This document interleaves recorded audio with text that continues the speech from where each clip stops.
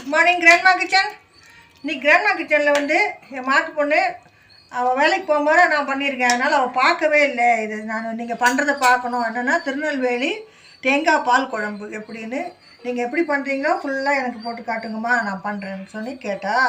அதனால் அவளுக்காக நான் சொல்லித்தரேன், வீடியோ எடுத்திருக்கேன். நீங்களும் வீடியோ பார்த்து இந்த மாதிரி வெயில் சீசனில் தேங்காய் பால் சேர்த்துக்கிறது ரொம்ப விசேஷம். புளியை அவாய்ட் பண்ணிவிட்டு நம்ம ரொம்ப இந்த மாதிரி ஒரு குழம்புகள்லாம் பண்ணி சாப்பிடுங்க. உடம்புக்கு நல்லது. வாய் புண்ணு, வயிறு புண்ணு. உங்களுக்கு இந்த இஞ்சி பச்சை மிளகா தான் இந்த காரத்துக்கு சேர்த்துருக்கேன். இதெல்லாம் வந்து கேஸ் ட்ரபிள் இல்லாமல் இருக்கும். குழந்தைங்க நல்லா சாப்பிடும். நீங்களும் இதை கற்றுக்கோங்க. இதை பார்த்து எல்லாம் லைக் பண்ணுங்கள், ஷேர் பண்ணுங்கள், கமெண்ட் பண்ணுங்கள். இந்த வீடியோவில் ஃபுல் வீடியோ போடுங்க. நான் இப்போ வந்து ஃபினிஷிங்கில் வந்திருக்கேன். இப்போ இதில் வந்து எண்ணெய் ஊற்ற போகிறேன்.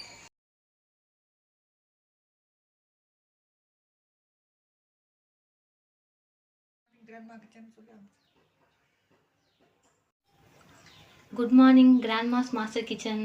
இன்றைக்கி நான் வந்து தேங்காய் பால் குழம்பு எப்படி செய்கிறதுன்னு கேட்க போகிறேன். நீங்கள் ஏற்கனவே வீடியோ போட்டிருக்கீங்களம்மா? நான் போட்டிருக்கேன். இப்போ உனக்கு டைரெக்டாக நீ அப்போ ஆஃபீஸ் வேலைக்கு போயிருந்தேன், நான் பண்ணது பார்க்கல. இப்போ டைரெக்டாக உனக்கு சொல்லித்தரேன், நீ கற்றுக்கோ. உன்ன மாதிரி இருக்கிறவளும் கற்றுக்கிட்டோம். இப்போ என்ன பண்ணுறேன், தேங்காய் பால் எடுத்து வச்சுருக்கேன். நல்லா ஒரு தேங்காய் வந்து இது வந்து திருநெல்வேலி மாப்பிள்ளை குழம்புன்னு பேர். மாப்பிள்ளை வந்தானா திருநெல்வேலியில் ஸ்பெஷலாக இந்த தேங்காய் பால் குழம்பு தான் செய்வாள். இது வந்து இப்போ தேங்காய் எடுத்து நல்லா 2 தேங்காய் எடுத்து பால் எடுத்து ஃபஸ்ட்டு தண்ணி ஃபஸ்ட்டு இது எடுத்துட்டுருக்கேன். ரெண்டாவது இது எடுத்துட்டு இதில் தான் நம்ம குழம்பு பண்ணுறோம். ஃபஸ்ட்டு திக்காக இருக்கும். அடுத்தது தண்ணி விட்டு நல்லா அலசி பண்ணிட்டா இந்த மாதிரி இருக்கும். இதில் தான் காய் வேகணும். இப்போ ஃபஸ்ட்டு வந்து ஏதாவது தேங்காய் இல்லை எஸ்பிஸ் ஆயில் இந்த மாதிரி விட்டுக்கோங்க. ஃபஸ்ட்டு எண்ணெய் விட்டுக்கோ. ஈஸியானது, ரொம்ப உடம்புக்கு ஹெல்த்தி.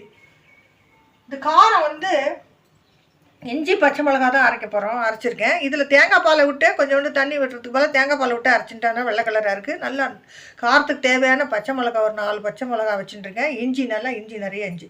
இந்த டேஸ்ட்டு இந்த காரம் தான் இந்த பால் குழம்புக்கு. இதை நடுவு வச்சுக்கணும். வேறு எந்த பொடி இடி மஞ்சள் பொடி எதுவுமே போடக்கூடாது. தக்காளி எதுவுமே கிடையாது. தேங்காய் பால் எப்படிமா அளவு? தேங்காய்க்கு அளவா இது வந்து ஒரு 4 பேர் சாப்பிட்றதுக்கு இது தாராளமாக இது போகிறோம். ஒரு தேங்காய் வந்து 2 மூடிங்கிறது 4 பேருக்கு. இது தேங்காய் பால் அளவு எடுத்து அங்கே தேங்காய் வந்து செய்கிறது. ஒரு 2 மூடி தேங்காய் எடுத்து பண்ணிட்டுருக்கேன். இப்போ 4 பேருக்கு வலிசாக இது போட்டுக்கலாம். ஆமாம். இப்போ இதில் 2 கடுகு தாச்சிக்கிறோம். ஆயில் விட்டுருக்கோமா? இதில் 2 கடுகு. வேறு எதுவும் வேணாம். பேருக்கு வெறும் போடக்கூடாது. என்ன 2 கடுகு, கருவேப்பிலை. இப்போ இதில் வந்து 2 விதமாக வெங்காயத்தை சின்ன வெங்காயம் தான் இதுக்கு ரொம்ப அவசியம். சின்ன வெங்காயம்னா இந்த திருநெல்வேலி சைடில் நிறையா சின்ன வெங்காயம் தான் சேர்த்துப்பா. இந்த மாதிரி சின்ன வெங்காயத்தை பொடி பொடியாக நறுக்கிக்கணும் லாஸ்ட்டில் போடுறதுக்கு. இப்போ மூசாக நறுக்கிறத வந்து இப்போ போடணும். இது உடம்புக்கு ஹெல்த்தி. இந்த வெய்ய காலத்தில் சேர்த்துக்க வேண்டிய ஐட்டம்லாம் நான் சொல்லி கொடுத்துட்டுருக்கேன். வெய்ய காலத்தில் வயிறு வாயெல்லாம் வந்துருக்கும். அவளுக்கு புளி நிறைய சேர்த்துக்காத.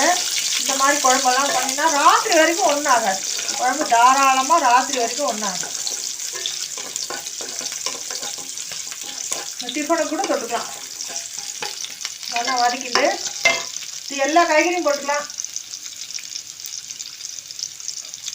அவங்களுக்கு எந்த காய்கறிலாம் சேர்த்துக்கிறோமோ அந்த மாதிரி எல்லா காய்கறியும் போட்டுக்கலாம். காய் வேணும் தோஷம் இல்லை, எல்லா காயும் சேர்த்துக்கலாம்.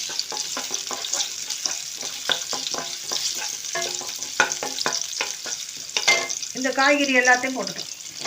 நான் முருங்கைக்காய், கேரட்டு, உருளைக்கிழங்கு, கத்திரிக்காய் இருக்குது போட்டுக்கலாம்.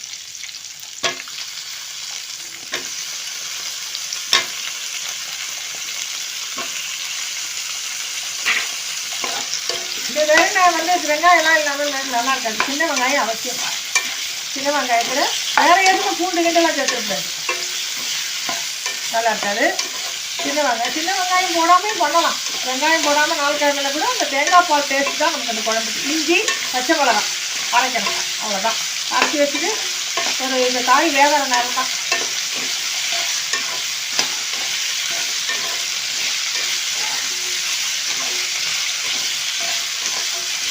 நல்லா வதக்குறோம். வெங்காயம் சேர்ந்து நல்லா வதக்குறது. இது வேகிறதுக்கு என்ன விடணும், தேங்காய் பால் வந்து தான் விடணும். தேங்காய் பால் போட்டு இதுக்கு தேவையான உப்பு போட்டு நல்லா மூடி வைக்கணும். சத்தான உணவு செய்வது ஈஸி, டேஸ்டாகும். ஐக்கு அவ்வளோ டேஸ்ட்டாக இருக்கும்.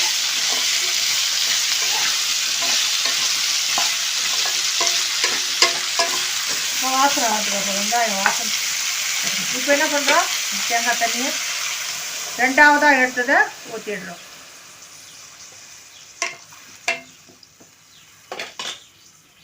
இந்த காரத்துக்கு இந்த இஞ்சி பச்சை மிளகாய் போட்டிருக்கோம் இல்லையா, இதையும் போட்டுடுறோம். நான் தேங்காய் பால் கொஞ்சோண்டு அந்த தண்ணி விட்டே அரைச்சிட்டேன், அரைக்கிறதுக்கு வேறு எந்த தண்ணியும் சேர்த்துக்க வேண்டாம்.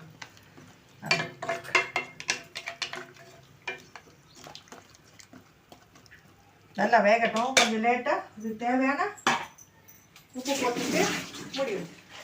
இந்த காய்க்குள்ளே இந்த முருங்கைக்காய் எல்லாத்துக்குள்ளேயும் காய்க்குள்ளே போகணும் இல்லையா, உப்பு காரம் போகணும் இல்லையா, அதனால் இப்போ போட்டுட்டு நல்லா கலக்கி விட்டுட்டு முடியும்.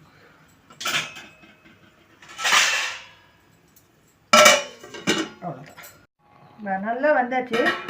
முருங்கைக்காயெல்லாம் நல்லா சாஃப்டாக வந்தாச்சு, காய் வேகணும். வந்துட்டு நல்லா வந்தாச்சு. இப்போ உப்பு காரம் எல்லாம் சேர்ந்தாச்சு. இதில் இப்போ தேங்காய் பாலை விட்டுடுறோம். இந்த ஃபஸ்ட்டு பால் எப்படி எடுக்குது தெரியுமா? தேங்காய் பால், தேங்காய் திருவிட்டு ஒன்று தேங்காய் பால் எடுத்து தேங்காய் பால் ஒன்றும் இல்லை, நல்லா மிக்சியில் கொஞ்சோண்டு தண்ணி விட்டு அரைச்சிட்டு வெந்நீர் போட்டு வச்சுட்டு அந்த வெந்நீரை ஊற்றிட்டு நல்லா பிழிய எல்லா சாரும் சக்கை ஃபுல்லாக வந்துடும். அதாவது வெந்நீர் ரொம்ப கொதிக்க வேணாம், லைட்டாக ஒரு சூடு கொஞ்சம் இருந்ததுன்னா தேங்காய் பால் அந்த சக்கையில் துளி கூட ஒட்டாமல் எல்லா பாலும் வந்துடும். அவ்வளோதான். பொடி பொடியாக வெங்காயம் அதே சொல்லுவீங்க. இப்போ இது ஒரு கொதி கொஞ்சம் ரொம்ப கொதிக்க வேண்டாம், ஒரு கொதிச்ச அப்புறம் இதை நல்லா எண்ணெயில் போட்டு வறுத்து இதில் போட்டுடலாம்.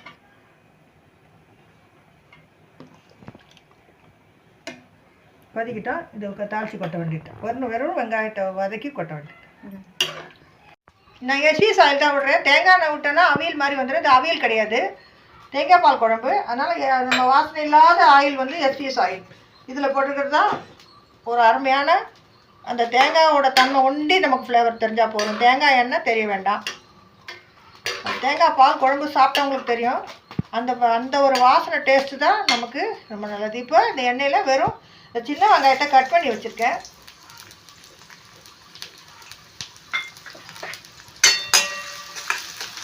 நல்லா சவக்காக வறுத்துட்டு அதில் போட்டுற வேண்டியதுதான்.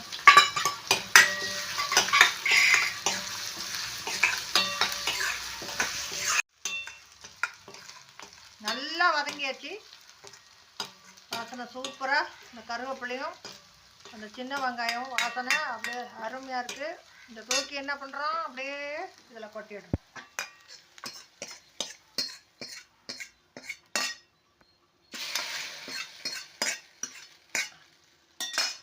வெறும் தேங்காய் பாலில் ஒரு குழம்பு,